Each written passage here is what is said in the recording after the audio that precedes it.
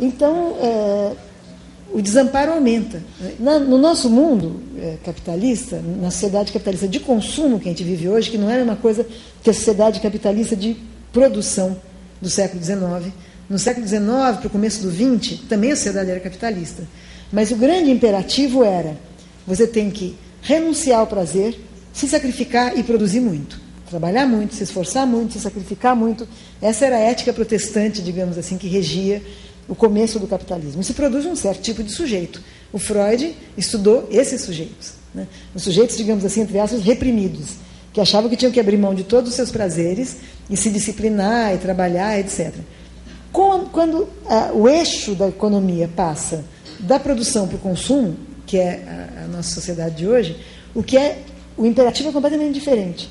Não é mais você tem que se sacrificar, você tem que renunciar aos seus prazeres, você tem que adiar infinitamente a recompensa só vai vir quando você estiver bem velho, tiver acumulado muito dinheiro, você tem que se esforçar. Não, hoje, ao contrário, o imperativo é consuma, né? Você merece, você tem direito. Claro que isso é uma frase quase vazia, porque na nossa vida a gente não vive essa experiência de que a gente tem direito ao prazer, ele vai é só a gente fazer assim que ele vem, né? E mesmo os imperativos de consumo, eles se dirigem a todos na sociedade, mas eles são acessíveis, a resposta só é acessível a alguns. Muita gente fica de fora, né? E aí que a droga entra, né? Como um objeto que, vamos dizer, substituiria todas as mercadorias que o cara não pode ter e que todo dia ele vê anunciadas que ele devia ter, né? Também esse mestre que diz ao sujeito: consuma, goze, viva no prazer o tempo todo, ultrapasse seus limites, no limits, né? Também esse mestre pode ser, por exemplo, a ciência, o médico, o psiquiatra, né? Que oferece a droga, aí no caso a droga legal, também para apaziguar as angústias. E diz: olha, você não tem que se deprimir porque alguém que você ama muito morreu. Toma Prozac, volta para a festa, né? Você não tem que ficar longe da festa durante tanto tempo. Quando, na verdade, um luto não é uma depressão patológica. Um luto é um período normal que a gente sofre até superar uma perda, por exemplo. Tanto faz uma perda de alguém que morreu, uma perda de alguém que nos abandonou, às vezes um filho que sai de casa e vai morar longe. Enfim, tem um luto aí, né? Um tempo da gente parar de sofrer essa perda e depois se acostumar com ela, com esse vazio que fica, né? O que a medicina hoje diz? Droga para você. É fácil, tem uma variedade enorme, enfim. Então, da droga psicofarmacológica para a droga ilegal, o caminho já está aberto, né? Quer dizer, é a ideia de que bem-estar é você estar livre da subjetividade. Bem-estar, a psicanálise hoje, inclusive, é um caminho de cura que pouca gente tem interesse, porque, ao contrário, onde você vai se embrenhar na sua subjetividade ali até você poder estar mais ou menos centrado nela, né? É um caminho que interessa a pouca gente, porque se eu posso me livrar disso, se eu posso anestesiar, se eu posso automatizar minhas respostas, né? Está sempre alegre porque eu tomei Prozac, está menos ansioso porque eu tomei Roipinol, sei lá o quê, está menos deprimido porque... Por que eu vou fazer esse caminho complicado, né?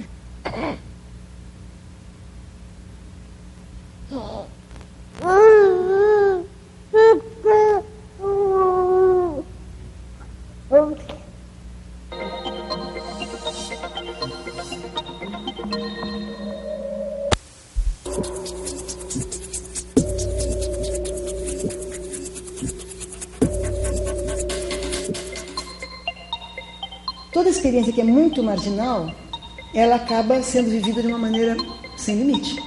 O mundo do no limits, ele é o mundo da droga.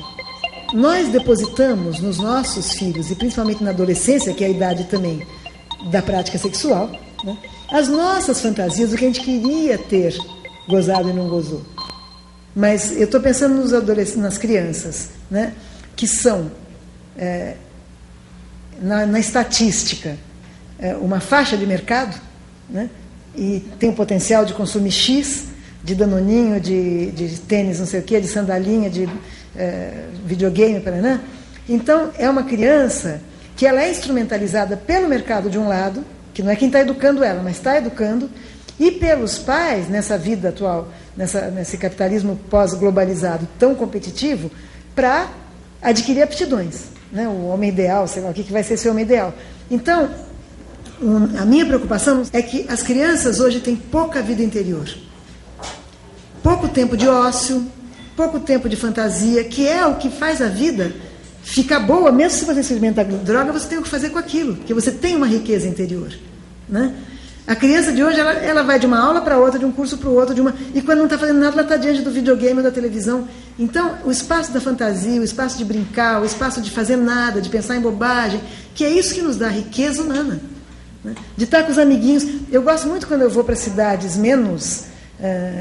que prendem menos as crianças nos apartamentos, nas cidades menores um pouco, que de repente você vê aquele bando de criança ali na calçada, sentado, fazendo nada, jogando pedrinha, falando bobagem, pensando... Que é isso, infância é para isso também, né? Tudo bem, tem que estudar e tudo, mas é para você começar a ter essa experiência maravilhosa de fantasiar o mundo, de inventar coisa com os amigos, inventar brincadeira. E isso a criança hoje, a maioria das crianças estão muito longe disso. Aí eu gostaria de falar um pouquinho da droga em relação ao adolescente. Porque os adolescentes hoje, eles são talvez as maiores vítimas mesmo, desse imperativo de gozo que está na cultura toda. Quer dizer, se a gente pensar, por exemplo, que a publicidade é porta-voz mais importante desse imperativo, de prazer, de felicidade absoluta, de gozo sem limite, etc., digamos, a figura privilegiada que representa, no imaginário da publicidade, essa possibilidade de gozo é o jovem e o adolescente, né? Ele é o eleito para gozar, né? A criança ainda tem que ser educada, ainda tem que ir para a escola, ainda, né, tem algumas tarefas, ainda está sob as ordens do pai e da mãe, né? O adolescente, no imaginário da publicidade, também, digamos, da telenovela, ele é aquele que chegou, digamos, no potencial da vida adulta, porque ele já tem maturidade sexual, ele já tem um pouco de autonomia do seu ir e vir, ele já é mercado de consumo diferenciado, a criança também, né? Mas ele já tem uma certa autonomia para consumir, então a publicidade vai em cima dele, e ao mesmo tempo ele ainda não tem as responsabilidades da vida adulta, ele ainda não está de gravata e pastinha, acordando cedo, indo para o banco, etc. Então ele é a figura privilegiada para a qual se dirigem todos os apelos de consumo. Vocês olhem, nós estamos cercados, na televisão, nos outdoors, nas capas de revista, de adolescentes e jovens gozantes, se divertindo, bebendo, dançando muito, numa festa, numa rave, enfim. Então, o adolescente, ele se identifica com essa imagem que é devolvida a ele, essa imagem de gozo total. Ora, qualquer um aqui que já foi adolescente, né, sabe que ser adolescente é difícil pra caramba, não tem nada a ver com uma vida de gozo absoluto. Ser adolescente é uma época de insegurança, é uma época em que você não sabe ainda, você perdeu o corpo de criança, ainda você não está muito à vontade dentro do seu corpo, que não é totalmente de adulto ainda, você mudou de turma, a família não te protege mais, você tem que se proteger sozinho, você tem um medo danado de rejeição. A criança até sem amiguinhos, ela até que fica mais ou menos bem, mas o adolescente fica apavorado, porque é a idade da turma, enfim, não é essa idade de pleno gozo, de plena alegria que a publicidade representa, né? Então, é muito fácil o adolescente resolver esse problema, a sua inadequação, a sua solidão, a sua dificuldade de dominar os códigos da vida adulta, a sua insegurança, o seu medo do futuro, a sua fragilidade, porque ele ainda é um pouco criança, né? Esse caminho da droga é o caminho que está aberto para ele, né? Principalmente porque a maconha, principalmente, que é hoje quase que o rito de iniciação da passagem da infância para a adolescência, né, em alguns meios. Claro que tem meios que são mais protegidos, mas em alguns meios sociais que são menos protegidos, na escola da minha filha, que hoje tem 17, do meu filho, que já tem 23, então já faz muito mais tempo, quando a passagem do ginásio para o colegial é totalmente acompanhada de você ingressar ou não na turma da maconha, né?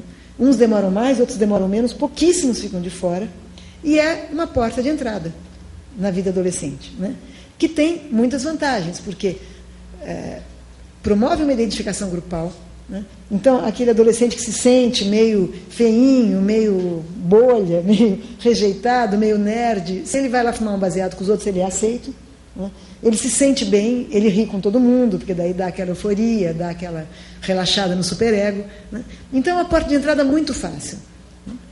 Bom, para dizer que, como eu disse no começo, isso não é uma fala antidrogas, não é tão grave que os adolescentes experimentem maconha, fumem maconha de vez em quando, etc. É grave que eles achem que sem maconha eles não se aguentam.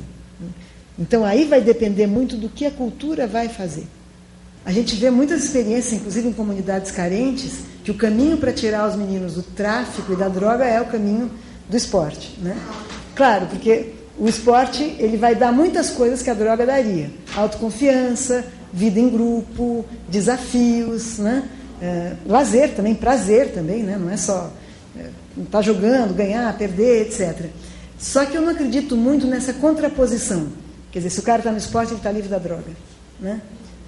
Porque o esporte, hoje, infelizmente, ele também é muito levado para o lado da adrenalina, das emoções fortes, também há uma imagem do esporte que é dessa fúria que está tomando toda a cultura jovem hoje, né? No limits, é ganhar de todo mundo.